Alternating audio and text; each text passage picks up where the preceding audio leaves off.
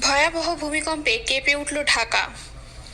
রাজধানী ঢাকা সহ দেশের বিভিন্ন স্থানে ভয়াবহ ভূমিকম্পন অনুভূত হয়েছে। শুক্রবার সকালে 10টা 39 মিনিটে এই ভূমিকম্প অনুভূত হয়। এর মাত্রা ছিল 5.5। এর উৎপত্তিস্থল ছিল ঘোড়াশাল থেকে 7 কিলোমিটার দূরে। এটি বাংলাদেশ ও ভারত দুই দেশে অনুভূত হয়েছে।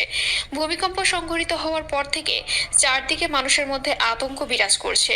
বাংলাদেশ আবহাওয়া অধিদপ্তরের ভূমিকম্প পর্যবেক্ষণ কেন্দ্রের ভারপ্রাপ্ত কর্মকর্তা রুবায়াত কবির বলেন, রিক্টার স্কেলে ভূমিকম্পের মাত্রা ছিল 5.7।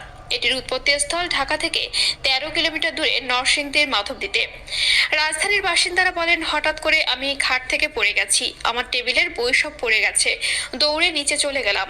বাসার আশপাশের সবাই নিচে নেমে এসেছেন, মানুষ খুবই উদ্বিগ্ন। মার্কিন ভূতাত্ত্বিক জরিপ সংস্থা বলছে, রিক্টার স্কেলে ভূমিকম্পটির তীব্রতা ছিল 5.5। ভূমিকম্পের কেন্দ্রস্থল নরসিংদী। ভূমিকম্পের সময় ঢাকার বিভিন্ন এলাকায় অনেকেই আতঙ্কে ঘর থেকে রাস্তায় বেরিয়ে আসেন। ভূমিকম্পটি কয়েক সেকেন্ড স্থায়ী ছিল। পার্শ্ববর্তী দেশ ভারতেও এই ভূমিকম্প অনুভূত হয়। ভারতীয় গণমাধ্যম এনডিটিভির খবরে বলা হয়, ভারতের পশ্চিমবঙ্গের কলকাতা সহ আশপাশের এলাকায় ভূমিকম্প অনুভূত হয়।